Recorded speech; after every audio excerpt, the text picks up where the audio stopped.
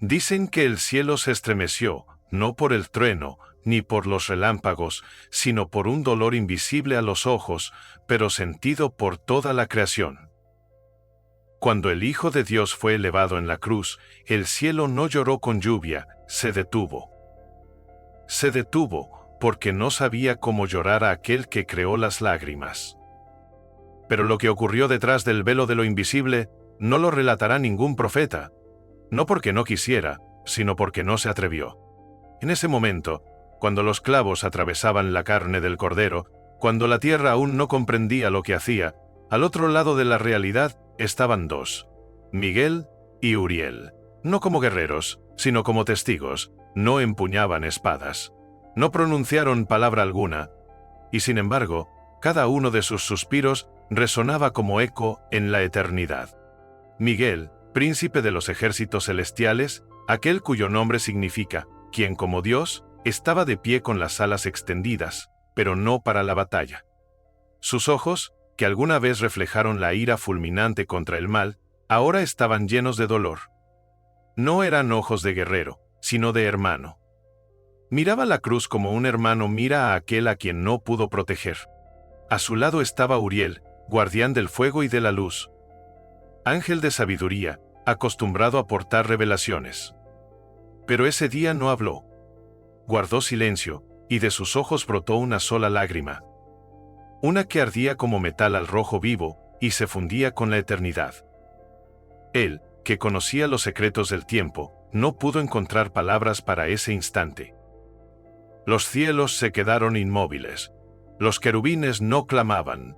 Los serafines no cantaban, no por miedo, sino por reverencia.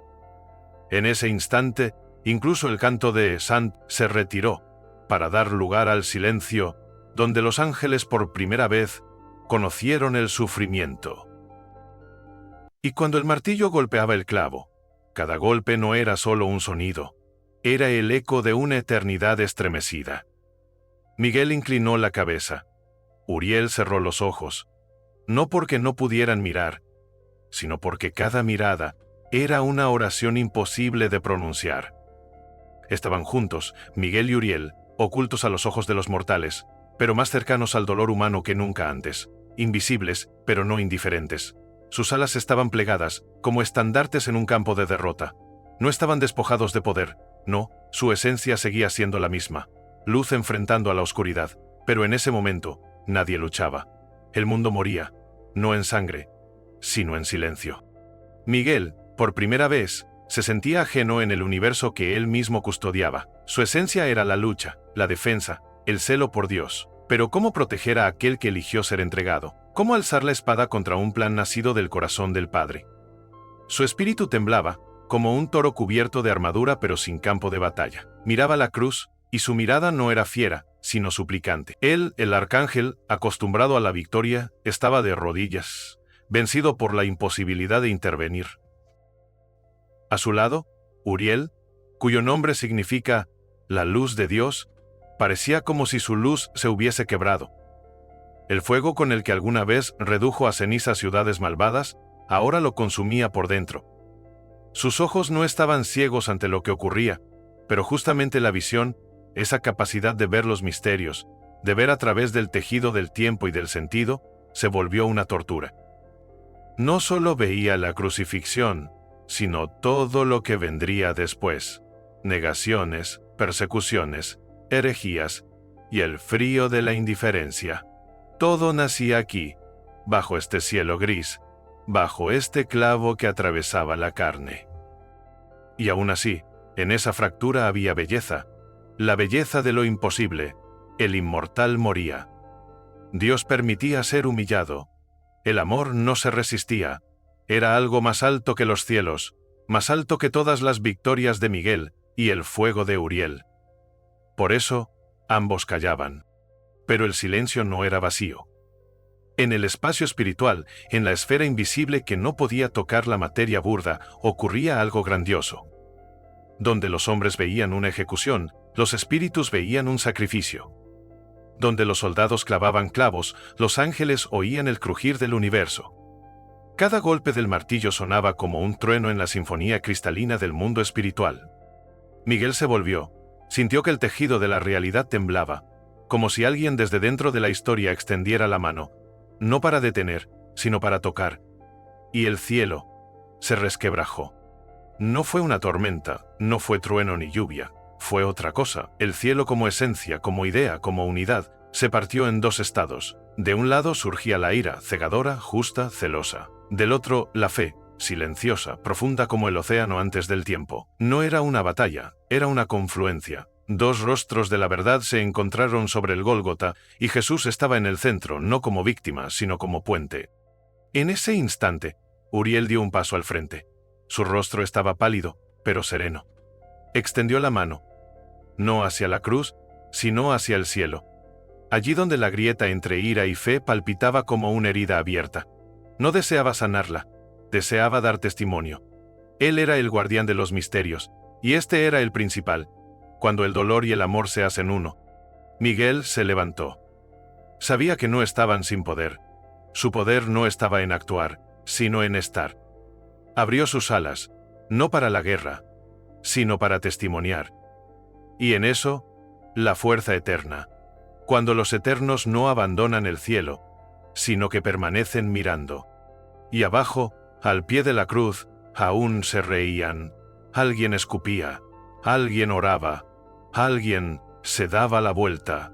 Toda la humanidad estaba allí, en esos rostros, en su miedo, indiferencia, dolor, esperanza. Pero los ángeles no apartaron la mirada.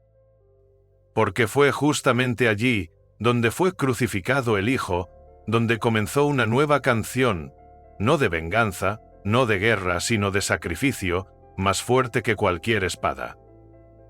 Justamente allí, Miguel y Uriel cambiaron para siempre. Su eternidad fue reescrita con la sangre que goteaba del madero. Y cuando el sol se ocultó, y la tierra tembló, y el velo del templo se rasgó, no fue el fin. Fue el gemido del universo aceptando una nueva verdad. La verdad de que el poder está en la humildad, que la justicia está en el perdón, que la victoria está en la cruz.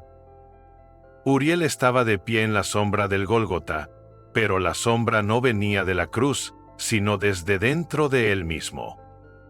Su llama, aquella llama celestial que consumía la mentira y alumbraba el camino de la rectitud, ahora temblaba, como una vela en el viento de un tiempo que ya no existía. Dentro de él, en la misma esencia de esa luz que durante siglos reflejó la verdad divina, comenzaba a filtrarse una grieta. No era duda, era horror. Observaba cómo la carne del Eterno era desgarrada por hierro oxidado. Sus oídos, acostumbrados al canto de los serafines, ahora solo escuchaban el sonido del martillo atravesando la santidad. El cielo aún se sostenía, como si tuviera miedo de caer. Uriel no lloraba como los hombres. Sus lágrimas eran de luz. Pero ese día incluso la luz se convirtió en sal. Dio un paso al frente. El mundo, al parecer, no percibió ese movimiento, pues sus pies no tocaban el polvo, pero el universo tembló. Aquel que durante milenios permaneció en el fuego de la justicia divina, ahora caminaba por el borde de su propia fe. ¿Dónde estás, Padre? Cruzó su silencio. No como reproche, sino como un grito de luz que ha perdido su fuente. Recordó el día en que, en el gran salón de la luz, ante el rostro del Altísimo, fue pronunciada la palabra: el Cordero sería inmolado. Entonces Uriel no dudó, ardía, alababa. No conocía el miedo, no conocía este dolor. Pero ahora, de pie junto a Miguel, sentía que la llama dentro de él no quería consumir la mentira, sino extinguirse, desaparecer, esconderse de una verdad que ya no se podía soportar, ver cómo la fuente de la vida se ahogaba en sangre. El mundo a su alrededor se ralentizó. El sonido se desvaneció, el sol como si se hubiese dado la vuelta. Y entonces, en ese círculo cerrado de dolor, Uriel escuchó por primera vez la respiración de su propio corazón, y no era luz. Era oscuridad. Oscuridad de miedo, de que tal vez incluso la luz está sujeta a la muerte. Miró a Miguel.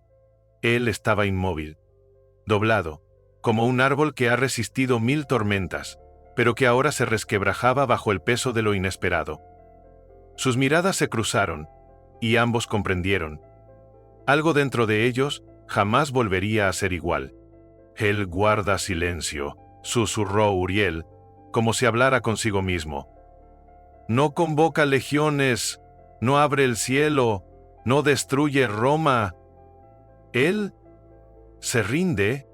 Y entonces Uriel no escuchó una voz, sino que una llama interior, casi apagada, susurró. Él no se rinde. Él se humilla. Por ellos. Pero ese por ellos, por aquellos que clavaban los clavos en las manos de Dios, parecía demasiado pesado para un ángel de luz. Demasiado bajo. Demasiado humano. Y Uriel comprendió.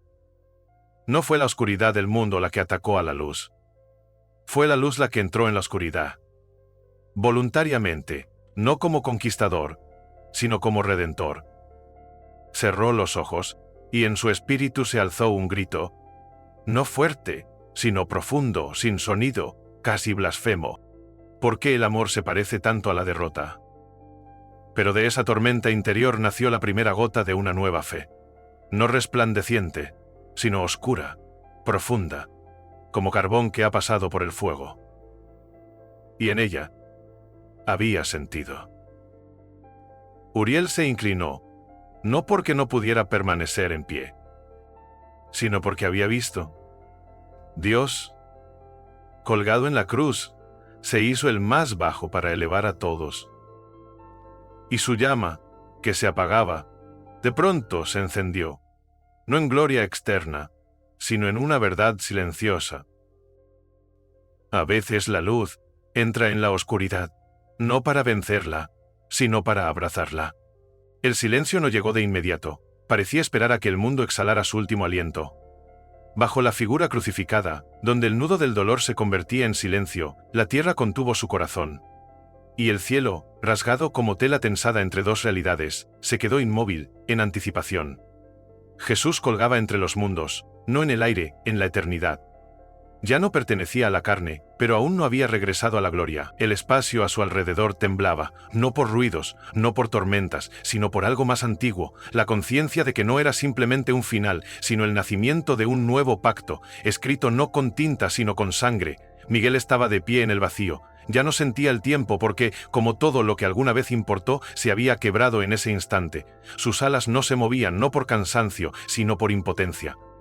Porque un guerrero capaz de vencer legiones, ahora no podía hacer nada, excepto mirar. Su rostro no era el de un príncipe celestial, sino el de un hermano perdido. Junto a él, Uriel.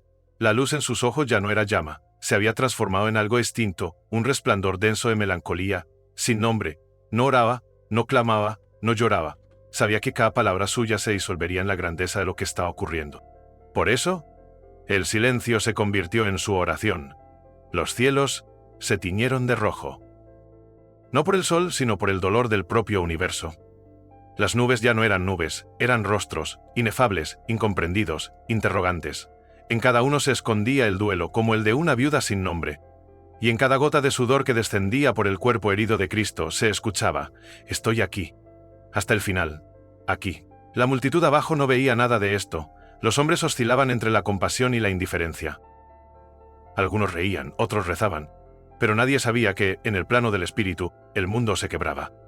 Los huesos del ser crujían. Lo que antes era carne, se convertía en palabra. Y la palabra, de nuevo carne, pero distinta, incorruptible. Y entonces, el momento. No un sonido, no un destello, una grieta. En la tela del tiempo, en los límites entre la luz y la sombra. El aire ya no obedecía leyes. El espacio se contrajo en un punto, donde la vida, voluntariamente, se permitió ser entregada. No arrebatada, no, entregada, con un amor tan profundo que ni siquiera los ángeles, que desde la eternidad cantaban la santidad, pudieron comprenderlo del todo. Y Miguel cayó de rodillas, allí donde no había tierra, donde no había fronteras. No sollozaba, era silencio puro. Su corazón latía al unísono con aquel que colgaba entre el cielo y el infierno. y en ese latido estaba toda la historia. Desde el primer «hágase la luz» hasta la última mirada de Cristo. Y Uriel, su fuego no se apagó, se transformó. Se volvió una luz que no destruye, sino que sana. En sus ojos se leía lo que ninguna lengua humana podría expresar. Él miraba, y en su mirada estaba todo: dolor, asombro, horror y eterna reverencia. Y de pronto se oyó un sonido. O no un sonido, sino algo parecido al aliento del universo entero, como si el propio Padre tomara aire, profundo, infinito, y en ese aliento, el silencio del acorde final. La tierra tembló, las rocas se quebraron, como si el corazón de la creación no pudiera soportarlo. El velo del templo se rasgó no solo de arriba a abajo, sino del cielo al hombre.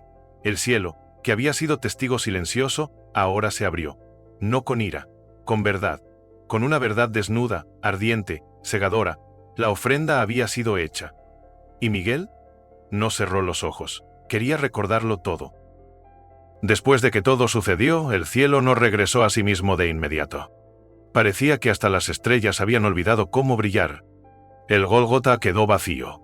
La gente se dispersó, los pasos resonaban sobre las piedras, pero no eran los mismos pasos, ya pertenecían a otras personas.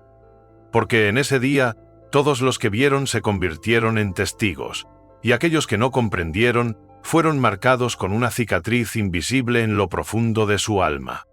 Jesús colgaba inmóvil. Y el silencio de ese cuerpo era más fuerte que cualquier profecía.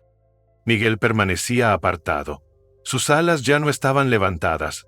Caían como plumas de un pájaro que ha sobrevivido a la tormenta.